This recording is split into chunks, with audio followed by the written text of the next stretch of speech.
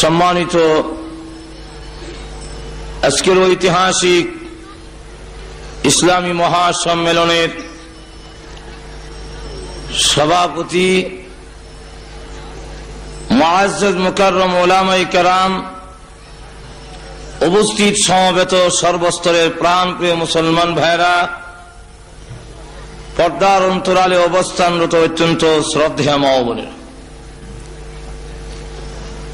আল্লাহ রাব্বুল আলামিনের দরবারে অসংখ্য গণিত শুকর আদায় করছি, যিনি অত্যন্ত দয়া করে আজকের এই মাহফিলে আমাদেরকে শরীক হওয়ার তৌফিক দান করেছেন। এজন্য সর্বপ্রথম শুকরিয়া আদায় করছি আল্লাহ রাব্বুল আলামিনের দরবারে। সকলেই শ্রদ্ধা জড়িত কণ্ঠে আবেগের সাথে বলুন আলহামদুলিল্লাহ। কোরআন শরীফের আয়াত, নবীজির হাদিসকে সামনে রেখে আমি আমার বিষয়ের উপর আলোচনা করার জন্য চেষ্টা করব। যে বিষয়বস্তু আমাকে দেওয়া হয়েছে মুহাম্মদ সাল্লাল্লাহু আলাইহি ওয়াসাল্লামের জীবন আদর্শ এবং আমাদের করণীয়, এই ব্যাপারে আমাকে বলা হয়েছে আলোচনা করার জন্য। তাই আসুন আমি আপনাদের সামনে প্রথম যে আয়াতি কারিমা তেলাওয়াত করেছি, এই আয়াতের মধ্যে আল্লাহ রাব্বুল আলামিন বলেন, হে রাসূল আপনি বলুন, কুল আপনি বলুন, ইন কুনতুম তুহিব্বুনাল্লাহ,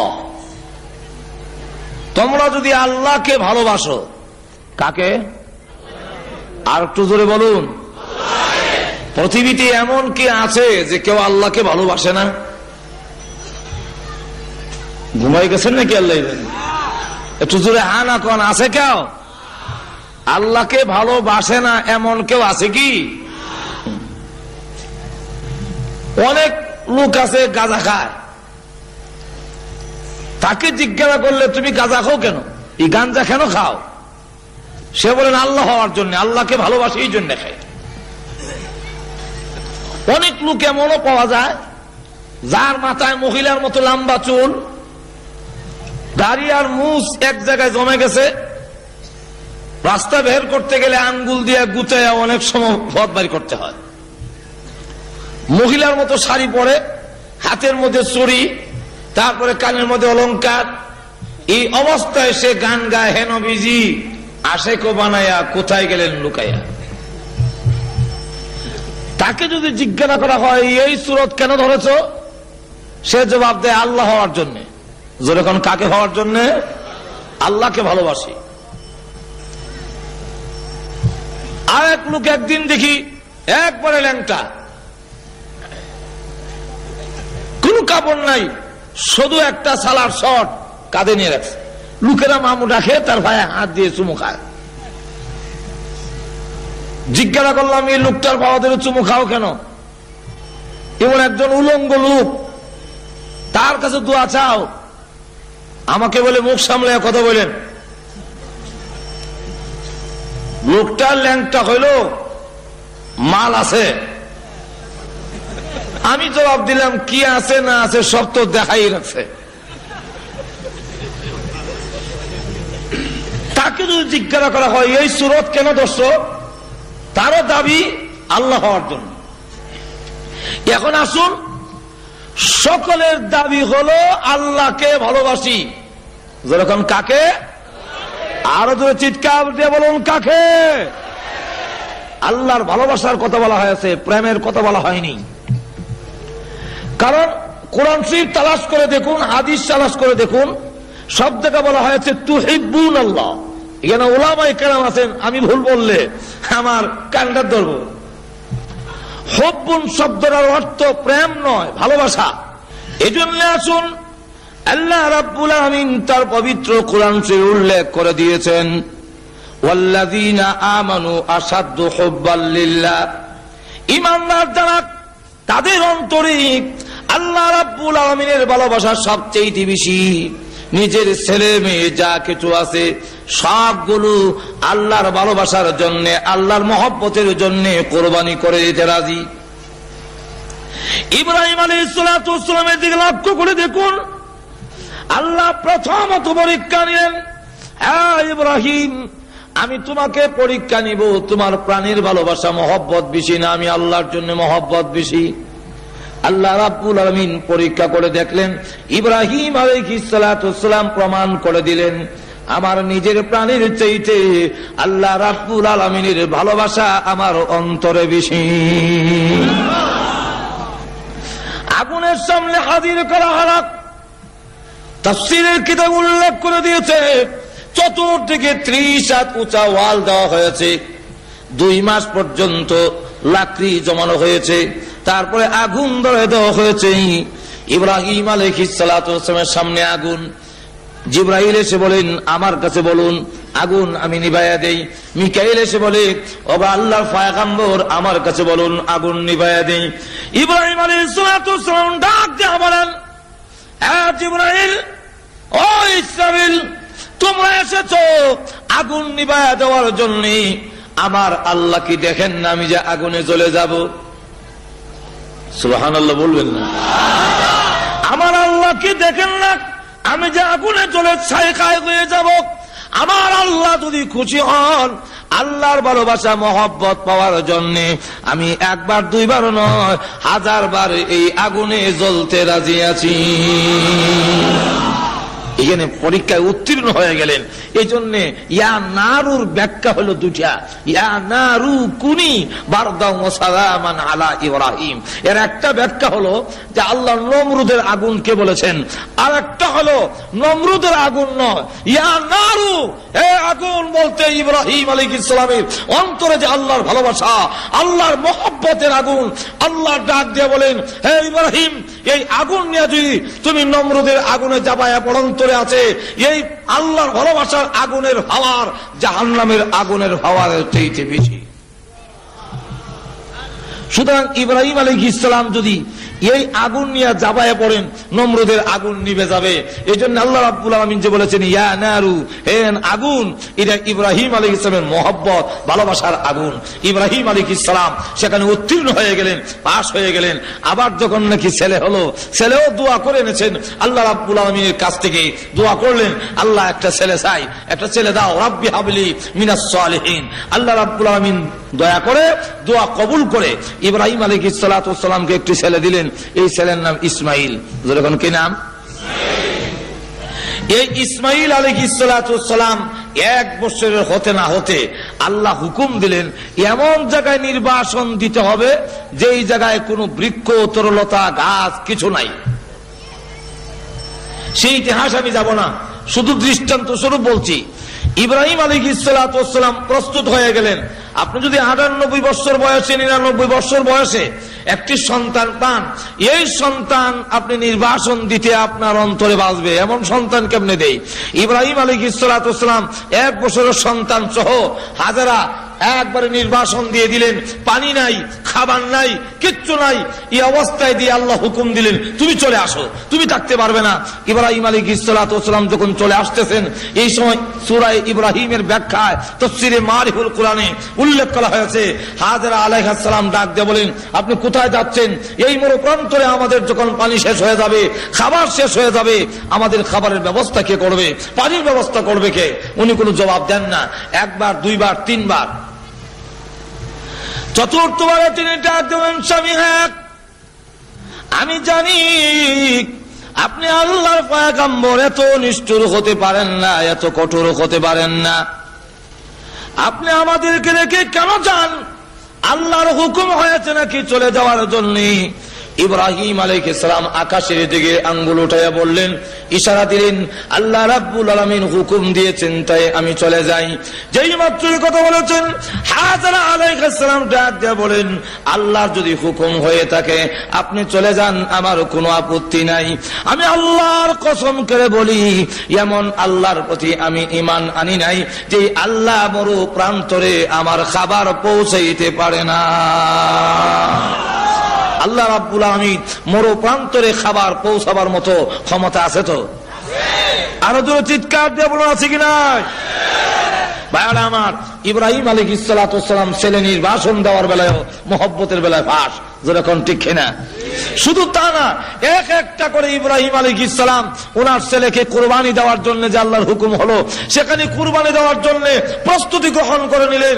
হাতে ছুরি ধরলেন, আল্লাহু আকবার বলে ফেলবে। আল্লাহ ডাক দিয়ে বলেন, আমি যা চেয়েছিলাম তা তো পেয়ে গেলাম, আর কুরবানি হওয়ার প্রয়োজন নাই। আমি চেয়েছিলাম এটা দেখার জন্য সন্তানের প্রতি ভালোবাসা বেশি না আমার প্রতি বেশি। সুবহানাল্লাহ। আল্লাহ রাব্বুল আলামিন বলেন, পরীক্ষায় উত্তীর্ণ হয়ে গেছে, যেহেতু ছুরি হাতে নিয়েছেন, আল্লাহু আকবার, এখন তো গলায় ছুরি লাগায় দেবে। আল্লাহ ডাক দিয়ে বলেন, হ্যাঁ জিবরাইল, জান্নাতের ভেতর থেকে দুম্বার একটা লোহার টুকরা নিয়ে যাও। ইব্রাহিম আলাইহিস সালাতু ওয়াস সালামের ছুরি যেন ইসমাইলের গলা কাটতে না পারে, ইসমাইলের তুতার নিচে লোহার টুকরা ধরে রাখবা। জিবরাইল আলাইহিস সালাতু ওয়াস সালাম বলেন, আমি তখন সিদরাতুল মুনতাহার কাছে, তখন একটা দুইটা নয় 600 দুনের পাকায় একবারে ছেড়ে দিয়ে টান দিলাম। মিনা বাজারের ময়দানে গিয়ে দেখি ইব্রাহিম আলাইহিস সালামের ছুরি এখনো যায় নাই, আমি তার আগে জান্নাতি টুকরা নিয়ে হাজির হয়ে গেছি। তুতার নিচে লোহার টুকরা ধরে রাখছেন ইব্রাহিম আলাইহিস সালাম, আর যাবার সময় বলছেন আল্লাহু আকবার। যেই মাত্র আল্লাহু আকবার বলেছেন, ইব্রাহিম আলাইহিস সালামের কানে আওয়াজটা গেল, তখন তিনি ডাক দিয়ে বলেন, কে তুমি? এই মরু প্রান্তরে আমার ছেলে আর আমি ছাড়া কেউ নাই। আল্লাহু আকবার কে বলেছো? এই মিনাতে তো আর কেউ নেই, নিশ্চয় আল্লাহর কোন রহমতের ফেরেশতা হবে। তাহলে শোনো, আল্লাহর রহমতের ফেরেশতা যদি হয়ে থাকো, আশ্চর্য হয়ে গেছো যে আমার ছেলে, আমি একমাত্র সন্তান, কিভাবে আমি জবে করছি, এই দৃশ্য দেখে আশ্চর্য হয়ে গেছো। তুমি শুনে রাখো, আল্লাহু আকবার, লা ইলাহা ইল্লাল্লাহু, আল্লাহু আকবার, লা ইলাহা, এর অর্থ হলো লা মাহাব্বাতা ইল্লাল্লাহ, আল্লাহ ছাড়া কারো মহব্বত নাই। আমার আল্লাহর ভালোবাসার সামনে আমার সন্তানকে 1000 বার কুরবানি করতে রাজি আছে। আল্লাহু আকবার। এইভাবে দেখেন, লক্ষ্য করে দেখেন, আল্লাহর ভালোবাসা যদি হয় তাহলে সকল কিছু কুরবানি দিতে পারে আল্লাহ ভালোবাসার সামনে। জোরে বলুন ঠিক কিনা? তাহলে আল্লাহ রাব্বুল আলামিন বলেন, আল্লাহ রাব্বুল আলামিনকে যারা ভালোবাসে, এই কথা যারা বলে যে আমি আল্লাহকে ভালোবাসি, আল্লাহর ভালোবাসা তো বলা যায় সহজ, কিন্তু আল্লাহর ভালোবাসা কিভাবে পাওয়া যায়? আল্লাহর ভালোবাসা পাওয়া বড় কঠিন। আল্লাহর ভালোবাসা যদি না পাওয়া যায় তাহলে আমার জীবনের সবকিছু ব্যর্থ। এখন আল্লাহর ভালোবাসা কেমনি পাওয়া যাবে? আল্লাহ রাব্বুল আলামিন বলেন, হে রাসূল আপনি বলুন। মূর্তির মাধ্যমে, মূর্তির পূজার মাধ্যমে, মূর্তিগুলোর দাওয়াতের মাধ্যমে, ঈসা আলাইহিস সালাতু ওয়াস সালামকে আমার সন্তান বানানোর মাধ্যমে, আর উযাইর আলাইহিস সালাতু ওয়াস সালামকে আমার সন্তান বানানোর মাধ্যমে কখনো আমার ভালোবাসা পাওয়া যাবে না। আপনি জানায়া দিন, ইন কুনতুম তুহিব্বুনাল্লাহ ফাত্তাবিউনি ইউহিব্বুকুমুল্লাহ। হে রাসূল আপনি বলুন, তোমরা যদি আল্লাহকে ভালোবাসো তাহলে অবশ্যই অতঃপর ফাত্তাবিউনি, আমি রাসূলকে অনুসরণ করো, আমার জীবনকে ফলো করো। ফাত্তাবিউনি, আমাকে অনুসরণ করো। আমাকে অনুসরণ করলে কি হবে? ইউহিব্বুকুমুল্লাহ, আল্লাহ রাব্বুল আলামিনের ভালোবাসা পাওয়া যাবে এবং তোমাদের জীবনের সকল গুনাহ আল্লাহ মাফ করে দিবে। তাহলে আল্লাহর ভালোবাসা পেতে হলে রাসূলের জীবন আদর্শকে অনুসরণ করতে হবে। জোরে কোন ঠিক কিনা? আরো জোরে বলুন ঠিক কিনা? যদি আল্লাহর ভালোবাসা বলে আমি আল্লাহকে ভালোবাসি, তাহলে বলুন দেখি, মূর্তির পূজার মাধ্যমে আল্লাহর ভালোবাসা পাওয়া কি সহজ? সম্ভব? কেন? আল্লাহ রাসূল মূর্তির সামনে মাথা নত করে নাই। অতএব মূর্তির সামনে মাথা নত করে কখনো আল্লাহর ভালোবাসা যারা দাবি করে, এই দাবি হবে, কিন্তু আল্লাহর ভালোবাসা পাওয়া যাবে না। এতক্ষণ পর্যন্ত আলোচনার মাধ্যমে বোঝা গেল, আল্লাহর ভালোবাসা পেতে হলে রাসূলকে অনুসরণ করতে হবে, রাসূলের জীবনকে আমরা ফলো করতে হবে, রাসূলের জীবন আদর্শকে আমরা গ্রহণ করতে হবে। এখন রাসূলের জীবন আদর্শ গ্রহণ করব কেন? যেরকম ঠিক না? রাসূলের জীবন আদর্শ গ্রহণ করার কারণ হলো, একটা মানুষকে মানে যেই সমস্ত গুণগুলোর কারণে একে অন্যকে ফলো করে, অনুসরণ করে, এই 7টি গুণ একমাত্র আমাদের নবীর কাছে ছিল। আল্লাহ রাব্বুল আলামিন বলেন যে এই চরিত্রের অধিকারী একমাত্র বিশ্ব নবী ছাড়া পৃথিবী আর কাউকে আল্লাহ পাঠান নাই। যেরকম ঠিক কিনা? ওয়া ইন্নাকা লাআলা খুলুকিন আযীম।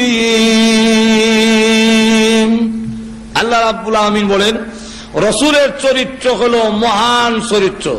এখন আসুন, এই চরিত্র হলো 3 ভাগে বিভক্ত। একটা চরিত্র হলো খুলুকে আহসান, মানে উত্তম ভালো চরিত্র, আরেকটা হলো উত্তম চরিত্র, আরেকটা হলো মহান চরিত্র। ভালো চরিত্র হলো আপনি যদি তাকে গালি দেন তাহলে সে পাল্টা আবার একটা সমান সমান গালি দিয়ে দিল, বেশি দিল না, এই লোকটা মোটামুটি ভালোই। আর যে লোকটা নাকি আপনি গালি দিলে তাকে সে মাফ করে দেয়, এটার নাম হলো উত্তম চরিত্র। আর মহান চরিত্র হলো তার কাছে তাকে কেউ গালি দিলে, তার সাথে খারাপ আচরণ করলে পাল্টা উনি তার সাথে এমন সুন্দর আচরণ করেন যে আচরণে তার খারাপ চরিত্র ভালো হয়ে যায়। এই চরিত্রটা ছিল একমাত্র মুহাম্মাদুর, আর যখন মুহাম্মাদুর। এই জন্য আসুন আল্লাহর হাবিব রাহমাতুল লিল আলামিনের কাছে সূর এসে বলা হয়ে গেছে, যারা জিনা করতো রাসূলের কাছে এসে এক সাহাবী বলেন, ইয়া রাসূলুল্লাহ, ইয়া হাবিবাল্লাহ, আমি জিনা করতে মন চায়, আমার জিনার জন্য অনুমতি দিন, পারমিশন দিন।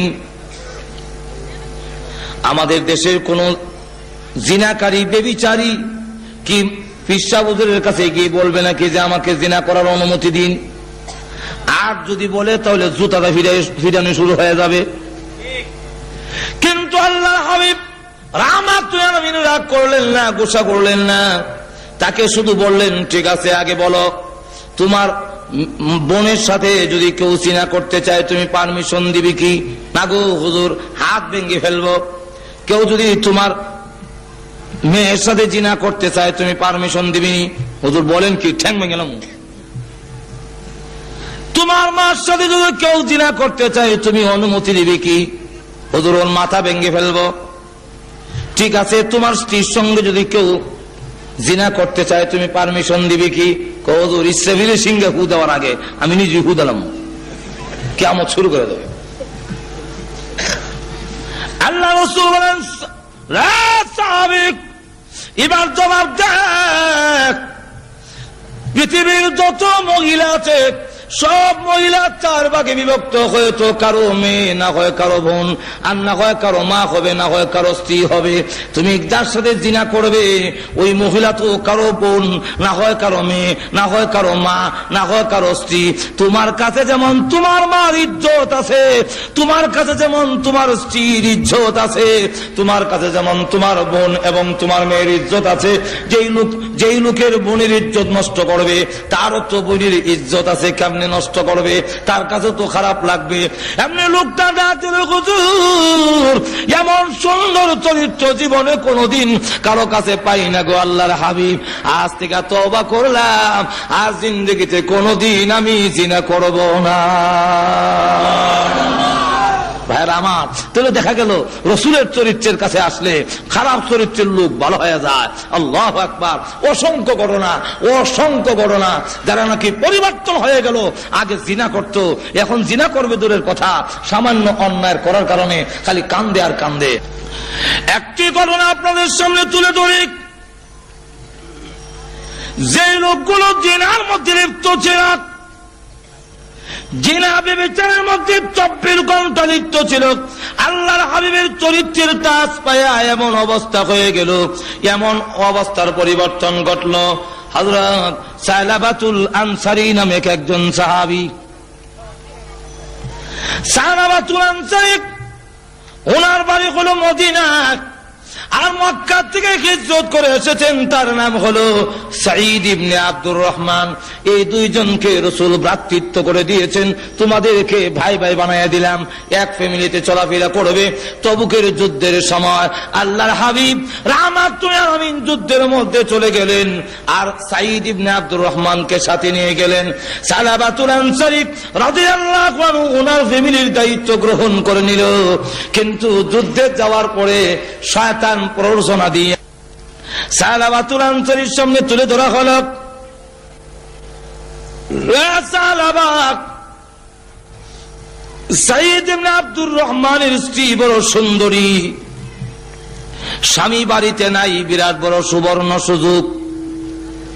এই প্রলোভন দিয়ে পর্দার ভিতরে নিয়ে গেল।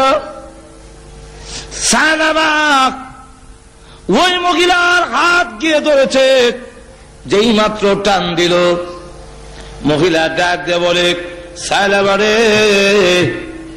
তোর কি আল্লাহর ভয় নাই? কিয়ামতের মাঠে কি তুই আল্লাহর সামনে দাঁড়াবে না?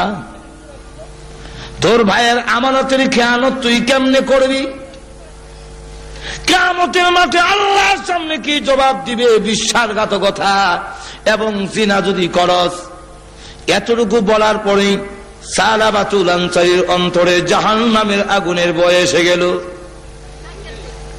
হাত ছেড়ে দিয়ে দৌড়ে পাহাড়ের কাছে গিয়ে বৃক্ষের নিচে সেজদা দিয়ে কাঁদলে, প্রভু অন্যায় করেছি, অপরাধ করেছি, মেহেরবানি করে তুমি মাফ করে দাও। এদিকে সাঈদ ইবনে আব্দুর রহমান যুদ্ধের ময়দান থেকে ফিরে আসলেন বাড়িতে। এসে দেখে সালাবাতুল আনসারী বাড়িতে নাই। তখন তিনি গেলেন, জিজ্ঞাসা করলেন, আমার ভাই সালাবা কোথায়? উনার স্ত্রী বলেন, পূর্ব দিকে চলে গেছে। সালাবাতুল আনসারীর অনুসন্ধানে বের হয়ে গেল, গিয়ে দেখে পাহাড়ের ভিতরে গাছের নিচে সেজদা দিয়ে কান্দে, প্রভু গো, আমি গুনাহগার, তুমি গফফার, আল্লাহ তুমি যদি মাফ না করো, আল্লাহ আমি জাহান্নামের আগুন সহ্য করতে পারবো না। আল্লাহ কিয়ামতের দিন লাঞ্ছনা অপমান সহ্য করতে পারবো না, মেহেরবানি করে আমার জীবনের গুনাহ মাফ করে দাও। এমনি সাঈদ ডাকতে বলে, সালাবা আর মাথা উঠাক, আল্লাহর দরবারে তওবা করো। কোনো গুনাহ করে থাকলে আল্লাহ রাব্বুল আলামিনের নাম গফুরুর রহিম, আল্লাহ রাব্বুল আলামিন তোমাকে মাফ করে দিতে পারেন। সালাবা ডাক দিয়ে কয়, ভাই সাঈদ, আমি বাড়িতে যাব না, আমার এই চেহারা আর দেখাবো না।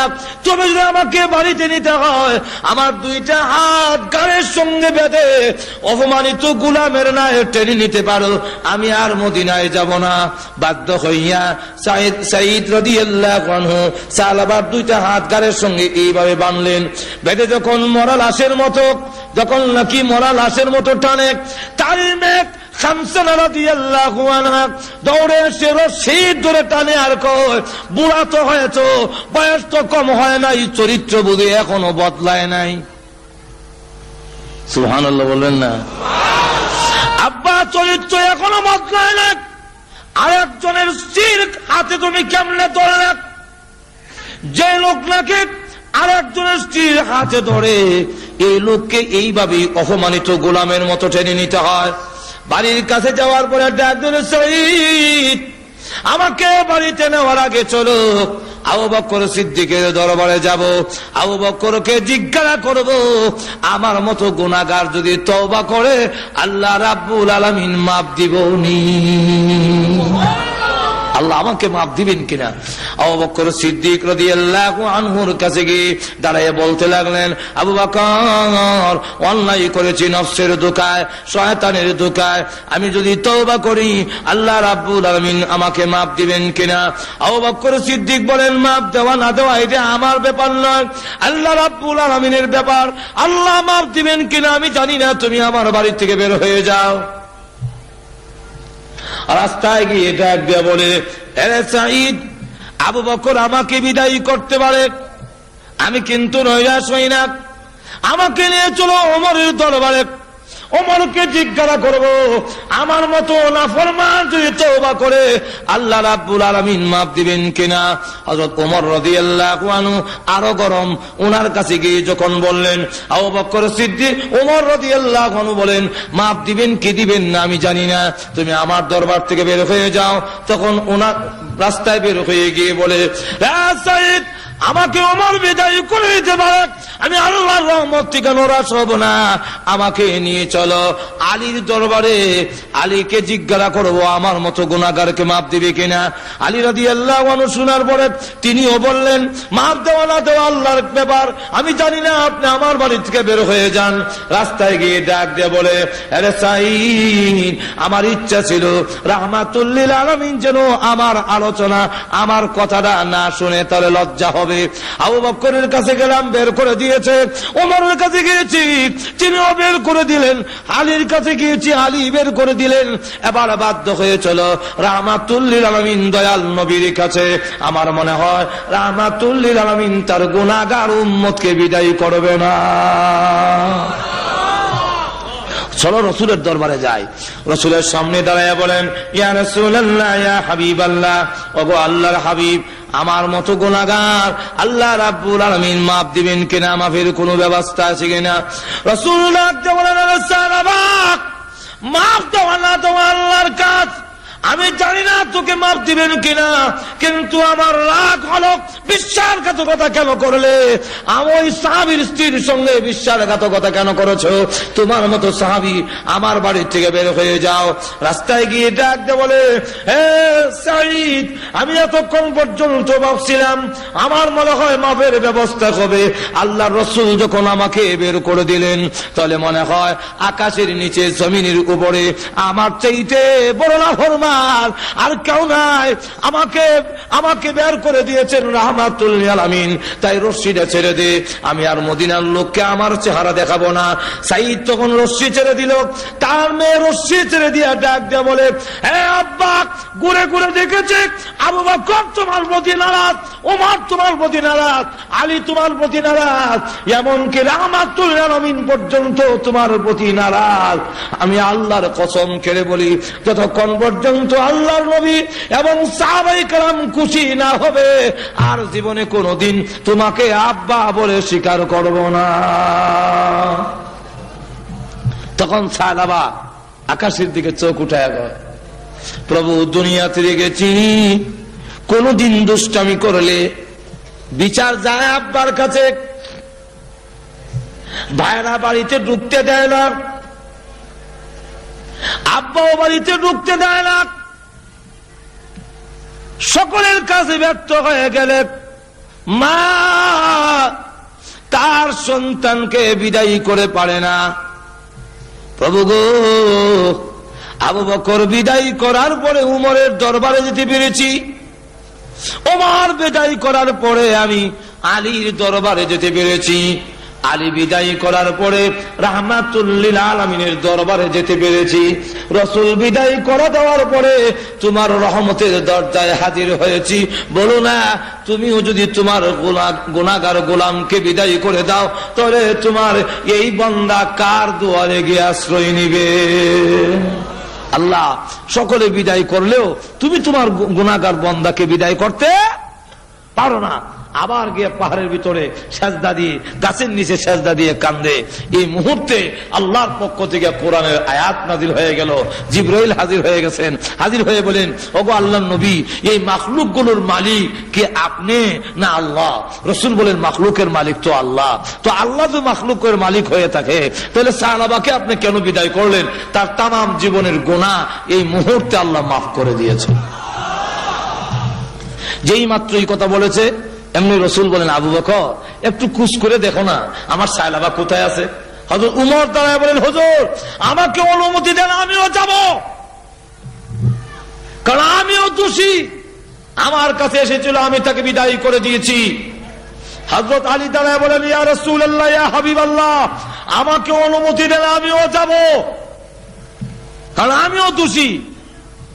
হযরত সালমান ফারসি রাদিয়াল্লাহু আনহু দাঁড়ায় বলেন, ওগো আল্লাহর হাবিব, আপনি আমাকে অনুমতি দেন, আমি মুরব্বী সাহাবী, আমার বয়স বেশি।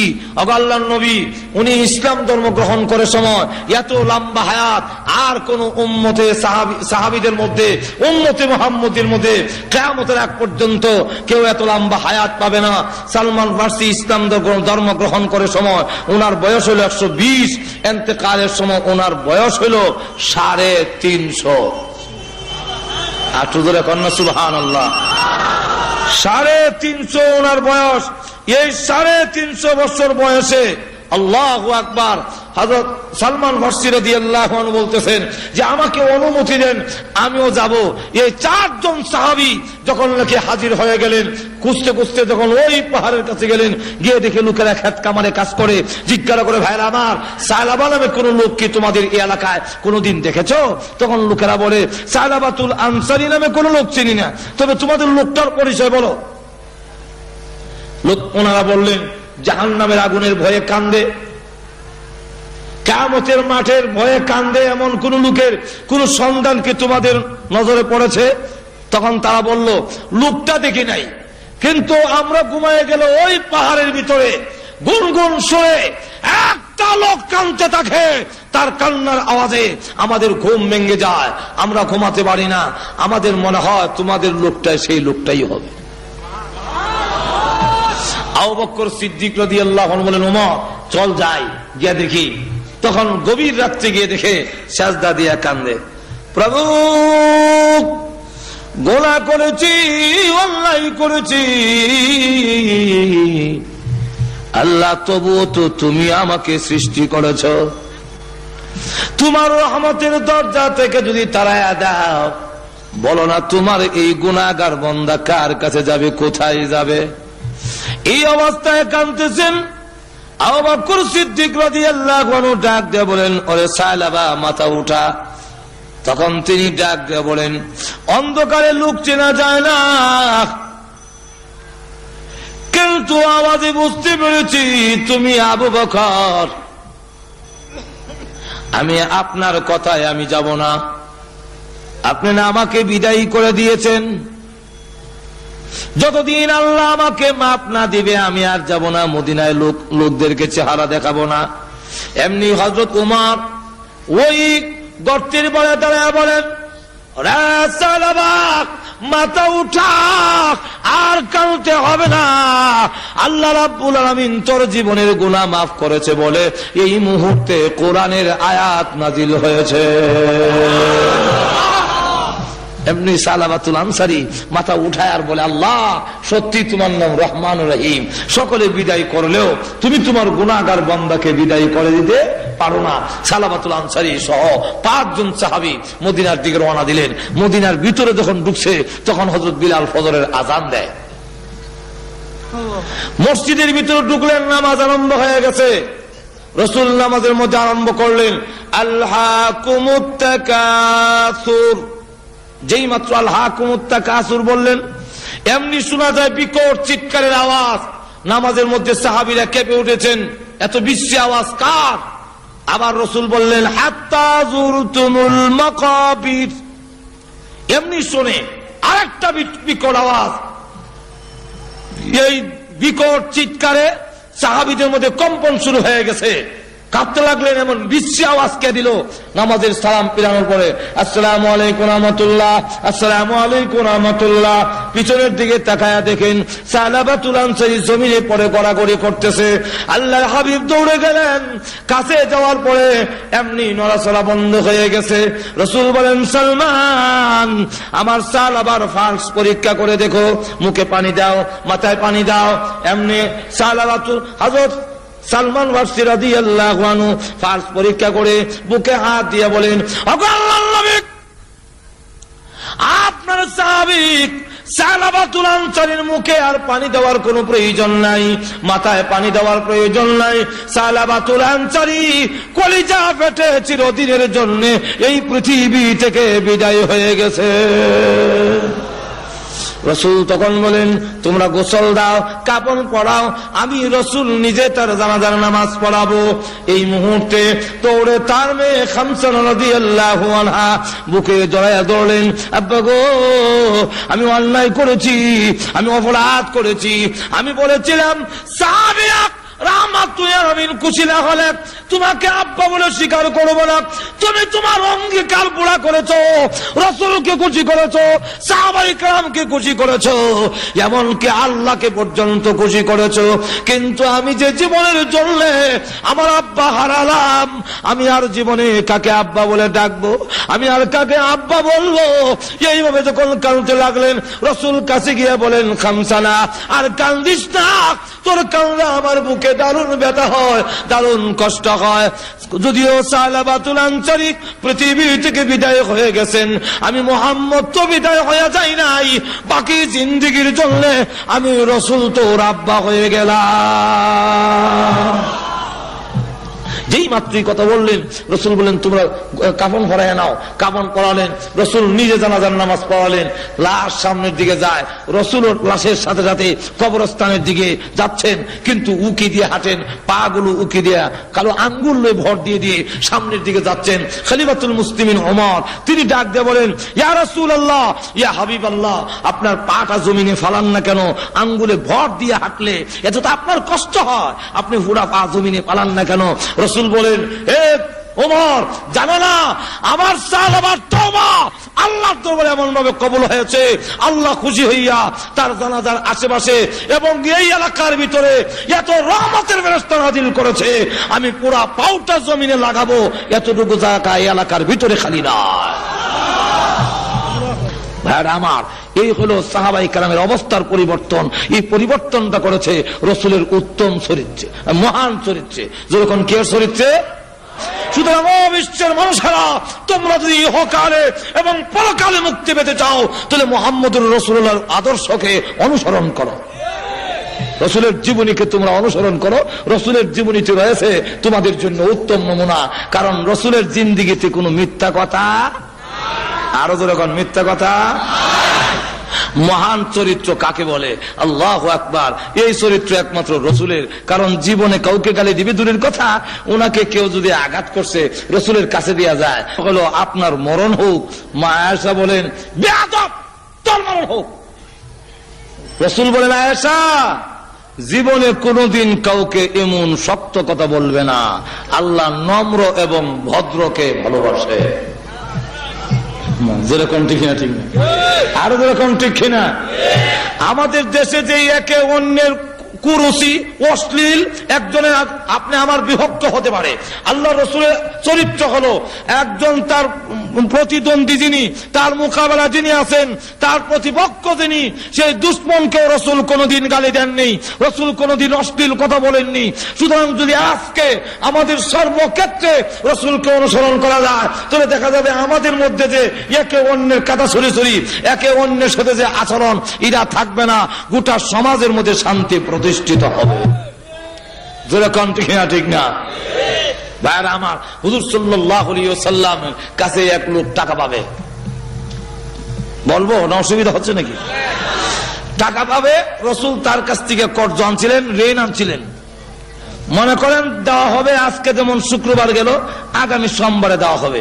সে রবিবারে কি রসুলের গলার মধ্যে একটা চাদর পেঁচানো, চাদরের এক মাথার ধরে পিছন থেকে এমন জোরে টান দিল, রসুলের গলায় ফাঁসি লেগে গেছে। ফাঁসি লাগছে বলে তো চেহারার রং পরিবর্তন হয়ে গেছে, আর চোখগুলো চোখের মধ্যে রক্ত জমে গেছে। রসুল পিছনের দিকে তাকায় দেখলেন হাওলাদার, ও তুমি আসছো, ও আচ্ছা ঠিক আছে।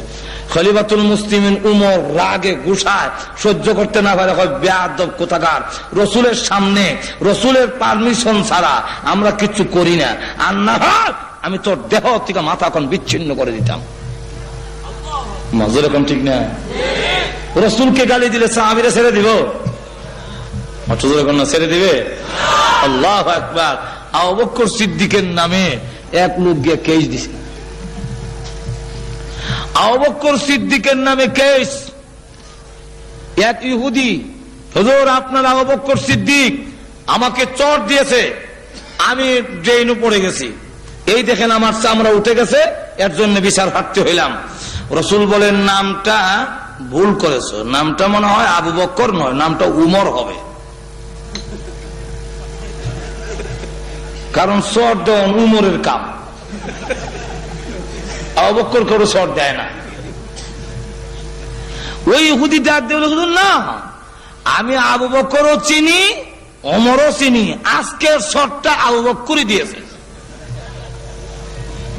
রসুল বলেন আবু বকর যদি দিয়ে থাকে, আর তুমি ইসলামিক কোডে বিচার দিয়েছো, ইসলামিক কোডে মুসলিম অমুসলিম এর মধ্যে কোনো তফাৎ নাই। নোটিশ গেল, আবু বকর তোমার নামে কেস হয়েছে। আবু বকর সিদ্দিক বলেন আসসালামু আলাইকা ইয়া রাসূলুল্লাহ, ওই ইহুদিটাকে একটা চর দেওয়ানোর পারমিশন আমাকে দিন।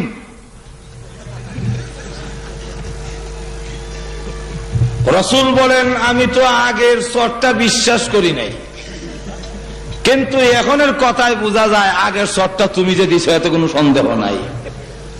মাজর এখন ঠিক না? যেই মাত্র এই কথা বলেছে এমনি আবু বকর বলেন জি হুজুর, আগের তো আমি দিছিলাম। তো তুমি তো জীবনে কোনোদিন গালি দাও না, কাউকে আঘাত করো না, আজকে তুমি কেন চর দিলে? আবু বকর সিদ্দিক বলেন ইয়া রাসূলুল্লাহ ইয়া হাবিবাল্লাহ, ওই যে যাকাত দেওয়ানোর আয়াত নাযিল হয়েছে, কর্জা দেওয়ানে ইউকরিদুল্লাহ করদান হাসানা, আল্লাহ যে বলছেন আমাকে কর্জে হাসানা দাও, ঋণ দাও, আল্লাহ যে বলছেন আমারে দান করো, এইগুলো আয়াত নাযিল হওয়ার পরে এই ইহুদিটা আর একটা ইহুদির কাছে আমাকে শোনায়া বলে, জোরে জোরে বলে, এতদিন জানতাম মুহাম্মদ আব্দুল্লাহর বেটা, মুহাম্মদ হলো দরিদ্র ফকির, আর এখন থেকে যে আয়াত নাযিল হচ্ছে এতে বোঝা যায় মুহাম্মদের আল্লাহ ফকির, আমরা হইলাম ধনী। জোরে কন্যা নাউযুবিল্লাহ। আবু বকর সিদ্দিক বলেন ইয়া রাসূলুল্লাহ ইয়া হাবিবাল্লাহ, আমার সামনে আমার আল্লাহকে ফকির বলে গালি দিবে, আমার সামনে আমার নবীজিকে ফকির বলে গালি দিবে, আর আমি সহ্য করবো, তা ইমানের লক্ষণ হতে পারে না। সত্যিকারের উম্মত যদি হয়ে থাকে, রাসূলের বিরুদ্ধে কোনো কথা যদি হয়, ইসলামের বিরুদ্ধে যদি কোনো কথা হয়, আর রক্ত দেওয়ার জন্য রাজপথে যদি দাপায়া পড়ে, সে সত্যিকারের আশিকে রাসূল। যেরকম ঠিক না? ঠিক না? আরো যেরকম ঠিক কিনা? কোথাও কোনো হাউজি বাম্পার এক্সিবিশন, কোন জুয়া এবং অন্যায় মদের আড্ডাখানা যদি বসে, আর আপনি যদি নীরব ভূমিকা পালন করেন, সেখানে আশিক রাসূল হতে পারেন না। যেরকম ঠিক না? ঠিক না? অন্যায়ের প্রতিবাদে যারা গর্জে উঠে যে আল্লাহ রসুলকে আমি ভালোবাসি, সুতরাং আল্লাহ রসুল এইগুলো পছন্দ করেন নাই, আমিও পছন্দ করি না। যেরকম ঠিক না? হ্যাঁ আমার লক্ষ্য করে দেখুন, আবু বকর সিদ্দিক কয় আমার কাফেররা বহু গালি দিছে, আমার কলিজার টুকরা আদরের সন্তান হযরত আয়েশার উপরে ওরা জিনার তহমত উঠাইয়া দিয়েছে, কিন্তু আমি সহ্য করেছি, গালি দেইনি, বর্দা। কিন্তু রসুলকে দিলে নজরে কোন ঠিক না? কোথায় নাকি গালি দিছে আল্লাহ এবং তোর রসুলকে। এই ইহুদি, আচ্ছা আমার না ওই গালি দিলে, কিন্তু আল্লাহর মধ্যে তো কোনো ইখতিলাফ নাই, আল্লাহ তো তোমরাও। নজরে কোন ঠিক না? ইহুদিরা কি আল্লাহ মানে না? আর তুজুর এখন মানে না? তো ইহুদি তুমি তো আল্লাহ মানো, আল্লাহ কি ফকির বললে কেন? এমনি সেই ইহুদি লোকটা তারা কয় ওগো আল্লাহর নবী, আমি জীবনে আল্লাহকে গালি দিই না, আল্লাহকে গালি দিব আমি কি পাগল নাকি? রাসূল বলেন আবু বকর তুমি বলতেছো গালি দিয়েছে, সে বলে গালি দেয় নাই। এখন এই যে ইখতিলাফ লাগলো, এখন তো কোর্টে কেস হয়ে গেছে। আবু বকর সিদ্দিক বলেন হুজুর আমার নাম যে শেখদা সিদ্দিক উপাধি, যার অর্থ হলো চিরন্তন সত্যবাদী, এটা আল্লাহর পক্ষ থেকে তো আমার লাগানো হয়েছে। আপনি তো জানেন আমি মিথ্যা বলি না। রাসূল বলেন খুব জানি, খুব জানি তুমি মিথ্যা বলো না, কিন্তু কোর্ট তো এই সিদ্দিক দিয়ে চলে না, কোর্ট তো নীতিমালা আছে। মাজর এখন ঠিক না? কোর্টের ইসলামে কোর্টের বিধান হলো আল বাইয়িনাতু আলাল মুদ্দাই ওয়াল ইয়ামিনু আলা মান আনকার। ইসলামী কোর্টের নীতিমালা হলো যে নাকি বাদী হবে তার পক্ষে দুজন সাক্ষী উপস্থাপন করতে হবে, বিবাদীর উপর দুজন সাক্ষী লাগবে। তোমার আর যদি সাক্ষী না থাকে, বিবাদী বলবো আল্লাহর কসম আমি করি নাই, কেস ডিসমিস, এখন তুমি সাক্ষী উপস্থাপন করো। কয় হুজুর আমার সাক্ষী নাই, কিন্তু ঘটনা সত্য। ঘটনা সত্য হলে কি সাক্ষী নাহলে তো ঘটনা প্রমাণিত হবে না। তখন কয় হুজুর সাক্ষী নাই, এখন যদি আপনি আমাকে, আমি আল্লাহ এবং তার রাসূলের ভালোবাসার প্রমাণ দেখাইছি, এখন যদি এতে আমার ফাঁসির কাস্টে ঝুলতে হয় 1000 বার আমি রাজি আছি। রাসূল বলেন রাজি থাকলে প্রস্তুত হও, তোমার বিপক্ষেই আমি রায় দেব। তুমি তাকে চর দিয়েছো, চরের বদলা চর। আবু বকর সিদ্দিকের বিরুদ্ধে চরের রায় হয়ে যাবে, যে একটা চর আবু বকর করে দেওয়া হবে। এই ইহুদি আর একটা চর তাকে দিয়ে দিবেন, এই পরিমাণ বড়। আল্লাহু আকবার। এমনি শুনে জিবরাইল আসার ঘন্টার আওয়াজ শোনা যায়। ঘুমাই গেছেন তো, সুবহানাল্লাহর আওয়াজ নাই। আরো যে চিৎকার দিয়ে বলুন সুবহানাল্লাহ। যেই মাত্র দেখা যায় জিবরাইল আসতেছে, রাসূল বলেন অপেক্ষা করো, এই মুহূর্তে জিবরাইল আসে কেন?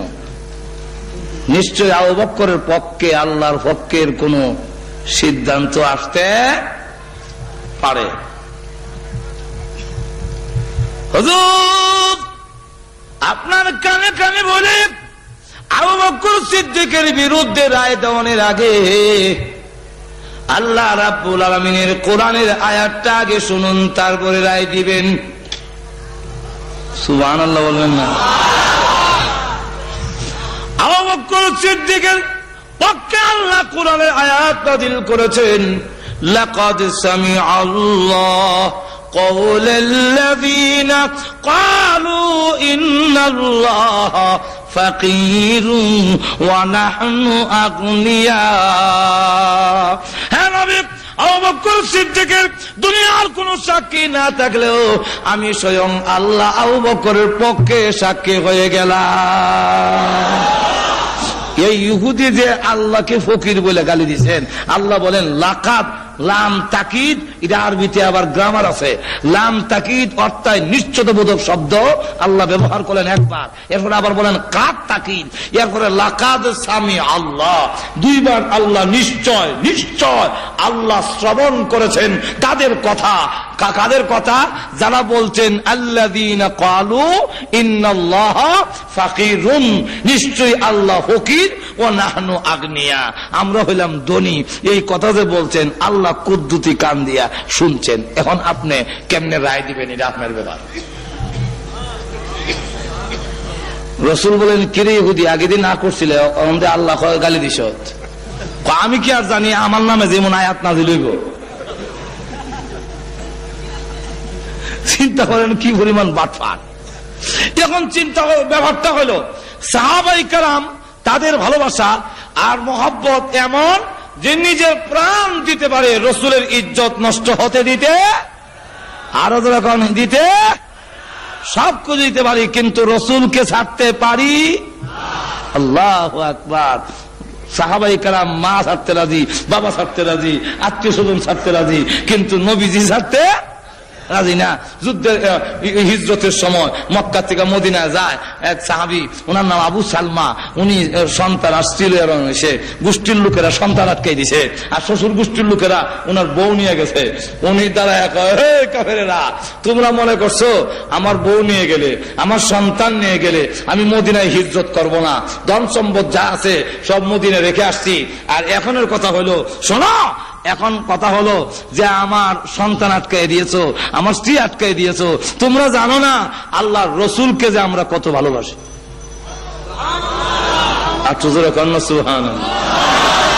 আল্লাহু আকবার, আল্লাহু আকবার। আল্লাহর রাসূলকে যে কত ভালোবাসি এটা তোমরা তো জানো না। আমার নিজের প্রাণের চাইতেও আল্লাহর রাসূলকে আরো কোটি গুণ, আরো যেরকম কোটি গুণ। আমি রাসূলকে আগে অনুসরণ করব কেন? রাসূলের জীবন আদর্শ আমার অনুসরণ করুন, এবং এটা করলে আমি কেন করব, কেন করতাম, এটার বিস্তারিত আলোচনা আগে বলছি, সময় নাই। এক নম্বরটা হলো রাসূলের চরিত্রটা হলো মহান চরিত্র, যার চরিত্রের মধ্যে কোনো কলঙ্কের দাগ নাই, মিথ্যা নাই, দুকা নাই, বাটপারি নাই, এবং যার কাছে আসলে একটা লোক এমন হয় যে জীবনের জন্য ভালো হয়ে যায়, তাম পৃথিবীর মধ্যে সবচেয়ে শ্রেষ্ঠ মানুষ হিসাবে ঘোষণা হয়ে যায়। যেরকম ঠিক না? তাহলে এক নম্বর, আর বিস্তারিত বলতে গেলে তো অনেক লম্বা সময় লাগবে। এক নম্বর হলো ওয়া ইন্নাকা লাআলা খুলুকিন আযীম। আল্লাহ রাব্বুল আলামিন হলেন আমার রাসূলের সার্টিফিকেট আমি দিলাম। পৃথিবীর কোন নেতা, কোন মহান ব্যক্তিত্বে যারা বড় বড় লোক আছে, এরা কারো আল্লাহর পক্ষের সার্টিফিকেট নাই, কিন্তু রাসূলের পক্ষে আল্লাহ রাব্বুল আলামিন সার্টিফিকেট দেন। আমার রাসূল হলো মহান চরিত্রের অধিকারী। যেই ঘটনাটা বলতেছে সেটা আমি দেখো এলাই, মনে আছে তো আপনাদের? সেটা বলি। ওই যে উমর বলল যে রসুল যদি না থাকতো সব দেয়া দাঁত ফেলাই দিলাম হলে, যেরকম ঠিক না? তো রসুল বলেন না ওমর, তার দেওয়ার তারিখ হলো সোমবার, একদিন আগে অসুবিধা কি? তুমি তাকে যে দমক দিছ, এই জন্য তুমি তাকে টাকাটা তো দিবাই বাইতুল মালে, আমার ইয়েতে কুষাগারে যদি মাল থাকে, ফান্ডের টাকা তাকে দিয়ে দাও। আর তুমি যে পাওনাদারকে ধমক দিলা, এই জন্য আরো 200 দিরহাম জরিমানা দিও। লোকটা সাথে করে নিয়ে গেল, বলতেছে যে এই নাও তোমার পাওনা টাকা, আর এই নাও রসুল যে বলছেন আরো 200 টাকা আমি জরিমানা দিলাম, পাওনাদাররা কেন ধমক দিলাম? লোকটা টাকা নেওয়ার জন্য আসি নাই, আমার দেওয়ানের তারিখ হয় নাই, আমি তো আসলে টাকা নেওয়ার জন্য এসি না। কেন আসছো? তাওরাত কিতাবের মধ্যে বিশ্বনবী রাহমাতুল লিল আলামিনের যত গুণগান উল্লেখ করা হয়েছে, এক একটা করে পরীক্ষা করে দেখেছি। শেষটা ছিল বিশ্বনবী যিনি হবে 300, বিশ্বনবী যিনি হবে 300 খারাপ আচরণ কেউ করলে উনি পাল্টা তার সাথে ভালো আচরণ করবেন। আর এই বালা আচরণ করবে কখন? এমনি সব বালা মানুষ শৈল গুতা দিয়া রাগ চুলায় সারলে যদি ঠিক থাকতে পারে তাহলে ভালো মানুষ, যেরকম ঠিক না?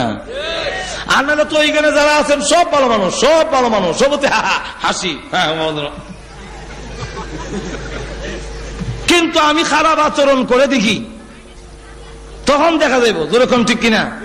একজন জিজ্ঞাসা করে, ভাই বাবা তোমার বাড়ি কোথায়? আমার বাড়ি তো অমুক গ্রাম। যে গ্রামের নাম কইছে এই গ্রামের লোক অধিকাংশ হলো উগ্র মেজাজি, খারাপ, লাইটল বেশি, আর কি জঙ্গলি কিসিমের মানুষ। তার আচরণে, এই ছেলের আচরণে সে একটু লেখাপড়া শিক্ষা বা একটু শহর বন্দর থেকে ভালো থেকে একটু ভালোই সে আর কি, কথা বুঝছেন না? তো কয় বলে আমার বাড়ি তো অমুক গ্রামে। তোমার আচরণে তো বোঝা যায় না। না বাবা, আমার বিশ্বাস হয় না এই গ্রামে তোমার বাড়ি। কোন আশা? আমার বাড়ি এই গ্রাম, ধরবে না, আমার বিশ্বাস হয় না। এই গ্রামের লোকের আচরণ এরকম হওয়ার কথা না। একবার দুইবার তিনবার সময় না চাচা আমার বাড়ি এই গ্রাম।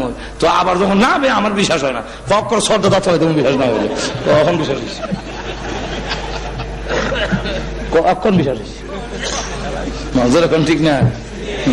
এখন বোঝা গেল তো রাগ না তুলালে তো বোঝা যায় না। আল্লাহ রসুল সাল্লাল্লাহু আলাইহি ওয়াসাল্লাম তখন বলতেছেন, ওই ইহুদি বলতেছে রসুলের রাগ না তুলালে তো বুঝবো না, আমার খারাপ আচরণ না করলে তো ভালো হবো কেমনে? এই জন্য আমি পিছনের চাদর ধইরা এমনি জোরে টান দিলাম, দিয়া বললাম টাকা আনবার সমানো দিবার সময় বুঝি মনে থাকে না। এই কথা বলার পরে আমার ফাউন হইলো 2টা চোর, যেরকম ঠিক না ঠিক না? কিন্তু চোর না দিয়ে আল্লাহ রসুল সাল্লাল্লাহু আলাইহি ওয়াসাল্লাম আমাকে বললেন, মুস্কি হাসি দিয়া বললেন, আরো বললেন জরিমানা দেওয়ানোর লেগে, আপনি যে দমক দিচ্ছেন ওইটার জন্য জরিমানা দেওয়ান। এতে বোঝা গেল, প্রমাণিত হইল, পরীক্ষায় পাস করলো উনি বিশ্বনবী, উনি রাহমাতুল আলামিন। সুতরাং আর একটা মুহূর্ত দেরি করতে চাই না, টাকা নেওয়ার জন্য আসি নাই, আমি এসেছি ইসলাম ধর্ম গ্রহণ করার জন্য। তাই আমি কালিমা পড়ে মুসলমান হয়ে গেলাম। এই হলো রসুলের আখলাক। যদি আরো বলতে যাই আরো বহু ঘটনা আছে, যদি বলতে যাই শেষ হবে না। তো এক গেল, এক রাখলাম এক।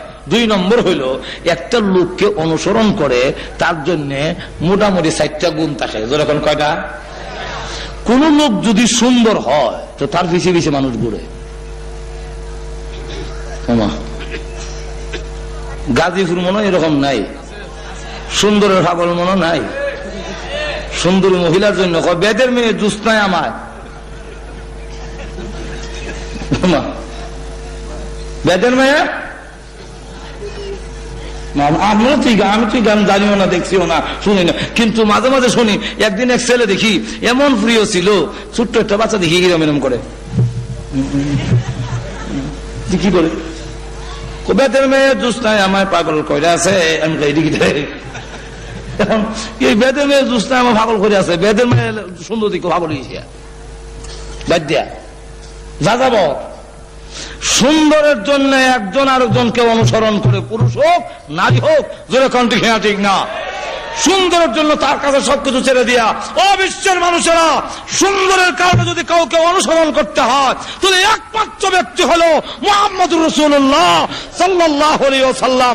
মুহাম্মদের চাইতে সুন্দর আকাশের নিচে জমিনের উপরে আল্লাহ কাউকে সৃষ্টি করেন না। সুতরাং রসুলের সুন্দর। হাসান হুসেন বলে না এই করতে ওই করে যাবো, একটু লাইট দেন না, অন্ধকার। রসুল বলেন লাইট দেবো করতে গিয়া, চুলা তো আগুন নাই, তোমরা আবার লাইট দেবো, তবে আমি যাওয়ার ব্যবস্থা করে দিই, যাও তো।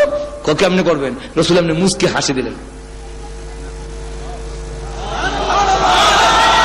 যেই মাত্র মুচকে হাসি দিছেন, হাসান হুসেন রাদিয়াল্লাহু আনহুমা বলেন যে আমরা এই ঘর থেকে ওই ঘরে আলুর মাঝখান দিয়ে দৌড়ে চলে গেছি।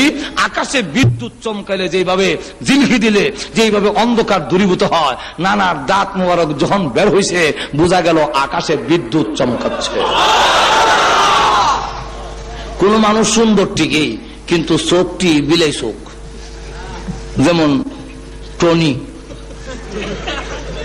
কোন মানুষ সাদা ঠিকই, কিন্তু দেখতে বানরের মতো, যেমন বুশ।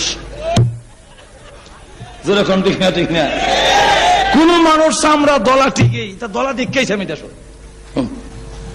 কোন মানুষ দলা ঠিকই, কিন্তু তার গাল চাবার বৃত্তে ঢুকিয়া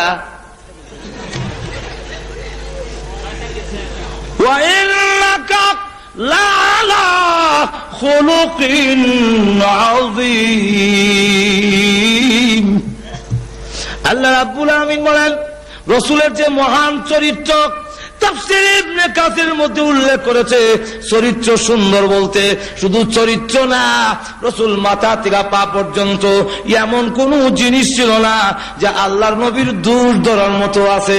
এজন্য শামাইলে তিরমিজির মধ্যে উল্লেখ করেছে আল্লাহর রসুল লাম্বাও ছিলেন না, বাটিও ছিলেন না, কারণ লম্বা হইল দোষ, বাট্টা হইল দোষ।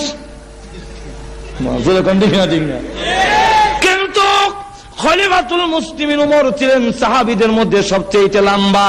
রসুল যখন উমরের সাথে থাকতেন, উমর যখন রসুলের পাশে গিয়ে দাঁড়াতেন, তখন লোকেরা তাকায়া দেখে উমরের মাথার উপরে রাহমাতুল লিল আলামিনের মাথা দেখা যায়। কারণ হলো আবার যদি কেউ দুজন আডে আর একজন যদি বাড়ি হয়, কোন মন্ত্রী যদি এমনি আডে, আমরা দেশের কতই কই, আমরা দেশের যে প্রতিমন্ত্রী, ভূমি প্রতিমন্ত্রী, উনি যদি আনে বেটা নয় বেটা ছুটু যেরকম ঠিক না, বেটা একটা যেরকম ঠিক না।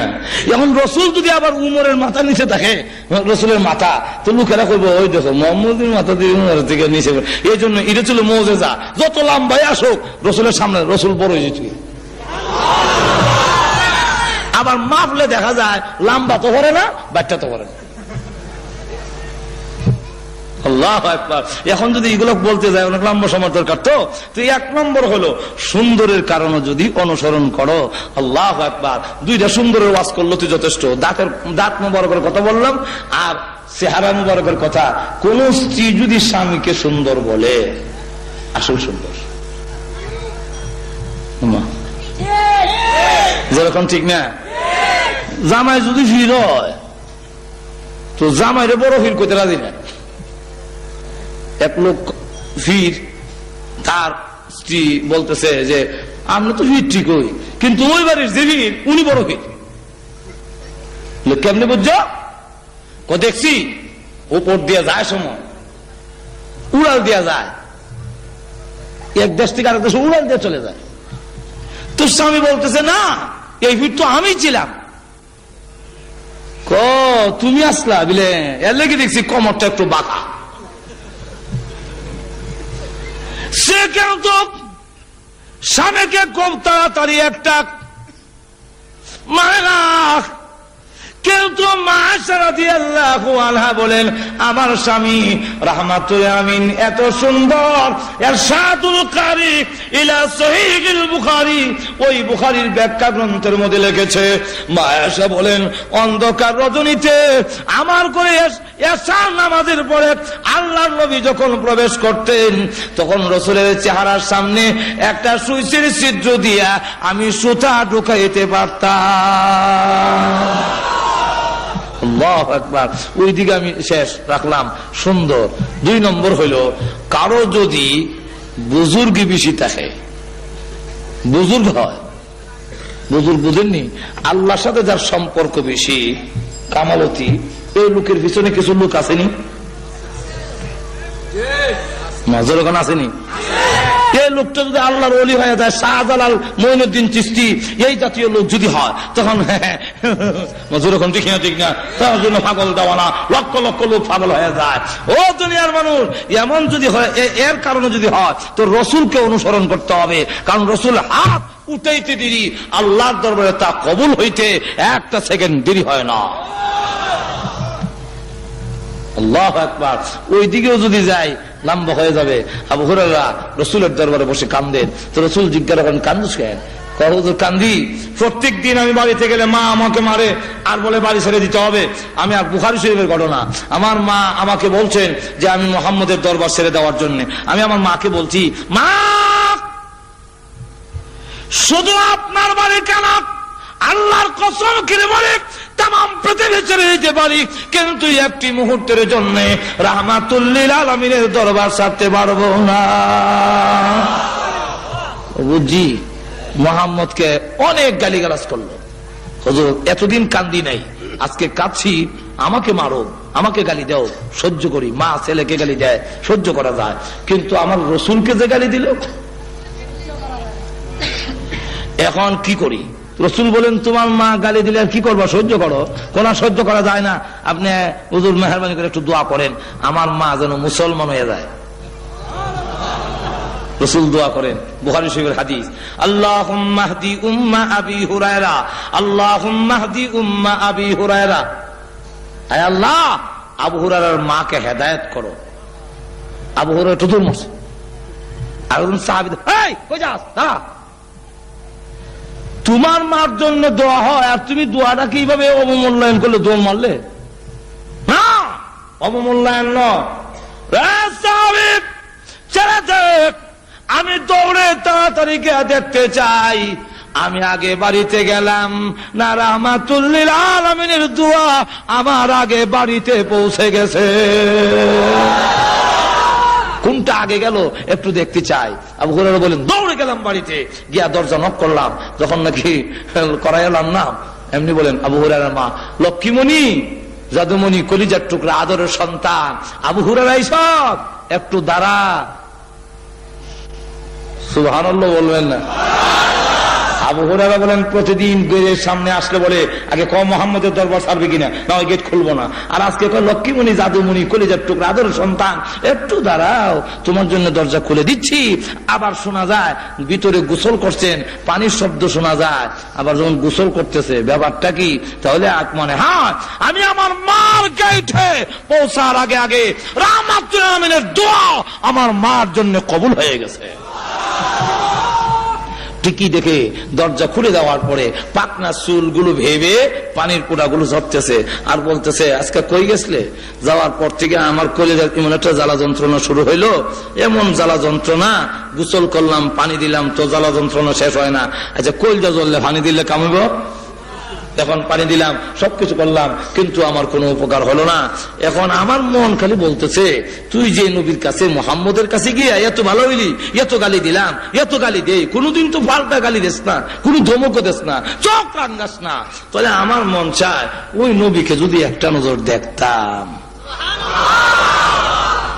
আবু হুরায়রা মুস্কি হাসে আর মনে মনে কয়, এমনে না দোয়া কবুল হইছে। বুঝছেন তো কত তাড়াতাড়ি কবুল হয়। আবু হুরায়রার মা রাহমাতুল লিল আলামিনের সামনে গিয়া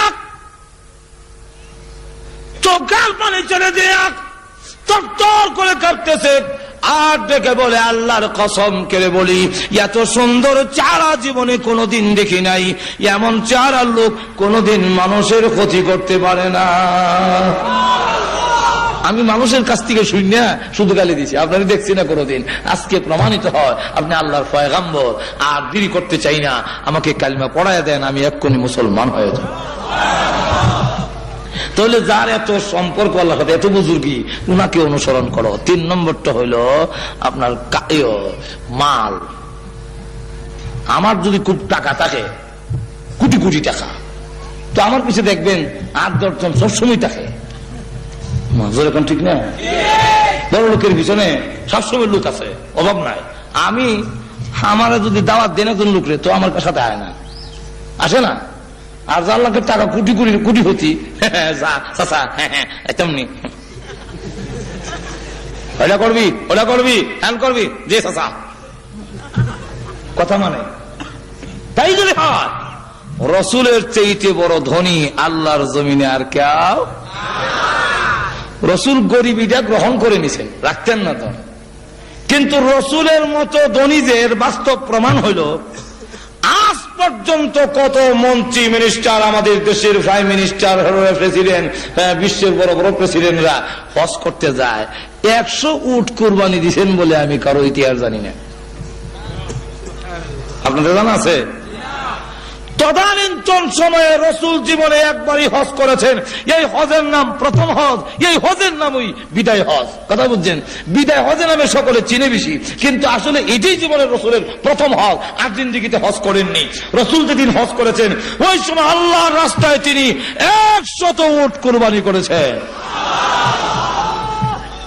এবং যিনি মাটিতে হাত দিলে স্বর্ণ হয়ে যায়। তুমি আবার গরিব কেমনে? গরিব তো না। আল্লাহু আকবার। ঘটনা যদি বলতে যাই, সালমান ফার্সি যে লোকের গোলাম ছিলেন, এই লোকে বলছে তোমাকে মুক্তি দিতে পারি 3টা শর্ত। বলে কি শর্ত?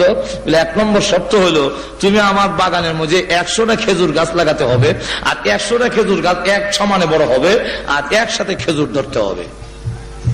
এটা কি সম্ভব? এটা তো বাস্তবে সম্ভব না। এটা যদি করতে পারো, অর্থ না দাও। 2 নম্বর হলো, কয়েক কেজি, মনে করেন অন্তত 3.5 কেজি ওজনের একটা স্বর্ণের চাকা যদি দিতে পারো, তোমাকে মুক্তি দেওয়া হবে। এটা কি দেওয়া সম্ভব গোলামের? একজন সাধারণ রুজি রোজগার যে করে আপনার বাড়ি চাকর, সে কি 3.5 কেজি ওজনের স্বর্ণ দেওয়া সম্ভব? সম্ভব না। রসুলের কাছে গিয়ে বললেন, রসুলের কাছে বলার পরে বলেন, ঠিক আছে, তোমার মালিকরে বলো, আমি তা করে দেব। রসুল নিজ হাতে ওই সালমান ফার্সি রাদিয়াল্লাহু আনহুর মালিকের বাগানে 100টা খেজুর গাছ লাগালেন।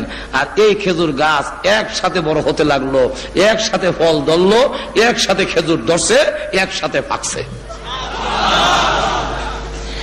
এই খেজুরের বাগানে এখনো খেজুর আছে। কথা বুঝছেন? এখনো এটার খেজুরের দাম হলো, সৌদি আরবে এই খেজুর কিনতে গেলে বাংলাদেশের 1500 টাকা কেজি পড়ে। আমি আনছিলাম কিছু খেজুর। কথা বুঝছেন? এই খেজুর গাছগুলো এখনো আছে, খেজুর গাছ। এখন দেখা যাক যে অবস্থাটা হলো, এরপরে এক রসুলের দরবারে একটা ডিম পরিমাণ, আল্লাহু আকবার, একটা ডিমের সমান স্বর্ণ হাদিয়া আসছে।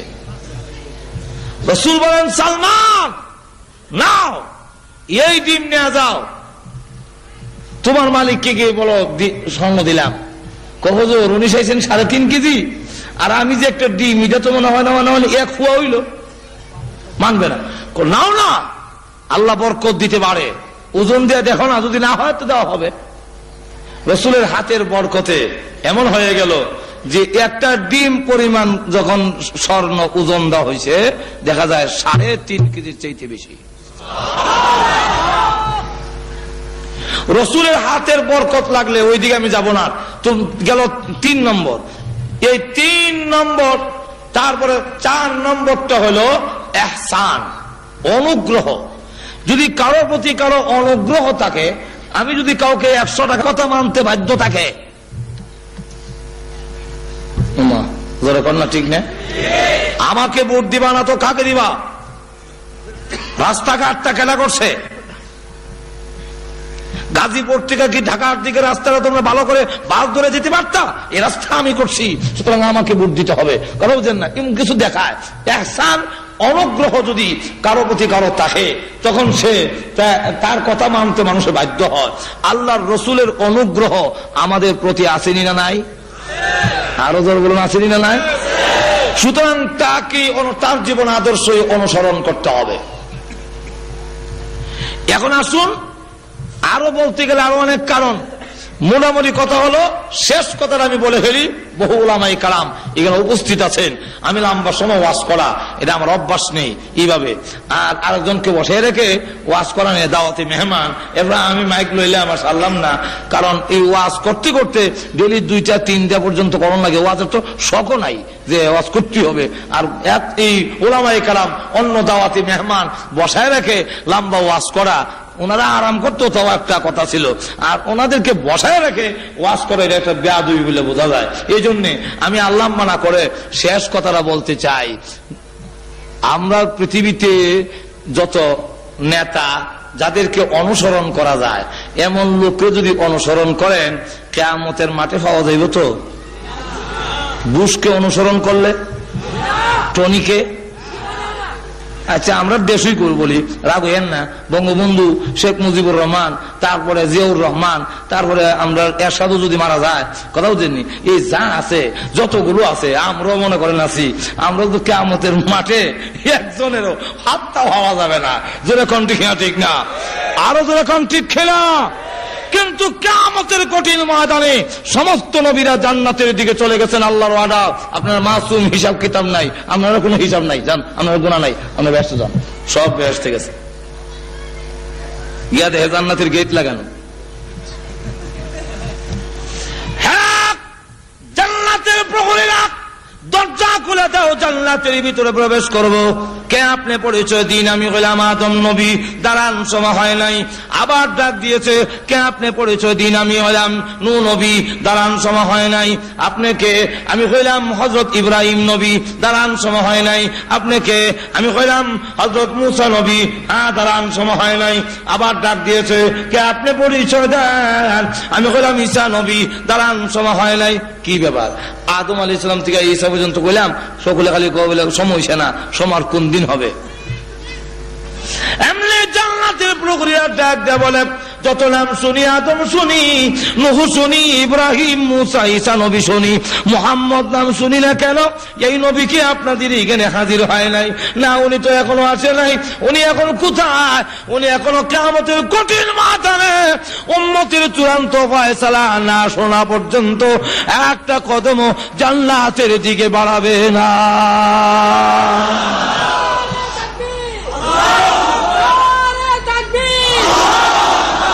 দেখা যাবে তখন জান্নাতের প্রহরীরা বলবে, সেই নবী না আসা পর্যন্ত আমরাও জান্নাতের গেট খুলনের ওয়ার্ডার নাই। কিয়ামতের মাঠে আমাদের নবী উম্মতকে রেখে জান্নাতে যাবে না। সুতরাং এমন নবীকে অনুসরণ করার, তার জীবন আদর্শকে ফলো করার দরকার আছে না নাই? আরো জোরে বলুন। যাকে দুনিয়াতেও অনুসরণ করলে লাভ, পরকালেও। আরো জোরে বলেন। রাসূলের কথা মানলে দুনিয়াতেও লাভ। লাভ কি? রাসূলের জীবন আদর্শকে অনুসরণ করলে, আমি আগে বলছি বিস্তারিত সময় নাই, রাসূলের দাড়ি রাখলে আপনার শারীরিক লাভ। আপনি যদি মিসওয়াক করেন, শারীরিক লাভ। আপনি রাসূল বলছেন গাঞ্জা খায়ও না, গাঞ্জা যদি না খান আপনার লাভ। মদ খায়ও না, আপনার লাভ। রাসূল যা বলছেন, হ্যাঁ, এইগুলা যদি করেন, আপনি যদি পাঞ্জাবি গা দেন, মাথায় টুপি দেন, এতে আপনার শারীরিক লাভ। নামাজ যদি পড়েন, তাহলে আপনার শারীরিক লাভও আছে। যদি কোন ঠিক না, ঠিক না? এই জন্য আসুন, আমি আপনাদের কাছে শেষ এই আলোচনা রেখে যে আমরা রসুলকে ইহকাল এবং পরকালে পাবো, আল্লাহ আমাদের সকলকে তৌফিক দেব। এবং আজকে এই যে আমার জাতি ভাই, কথা বুঝছেন না, এটা আবার একটা মিতালি আছে, প্রত্যেক জিনিসের একটা মিতালি আছে। কবুতরে কবুতরে একটা দুস্তি আছে, যেখানে আছে না নাই? কাউয়া কাউয়া মিল্লা এক দুস্তি আছে, যেখানে আছে না? তো হাফেজে হাফেজে মিল্লা এক দুস্তি আসেনি, ঠিক না? হাফেজ আব্দুল কাদের সাহেব, আল্লাহ ওনাকে তৌফিক দিয়েছেন। আল্লাহ তৌফিক। রাব্বিল আলামিন। আসসালামু আলাইকুম ওয়া রাহমাতুল্লাহ।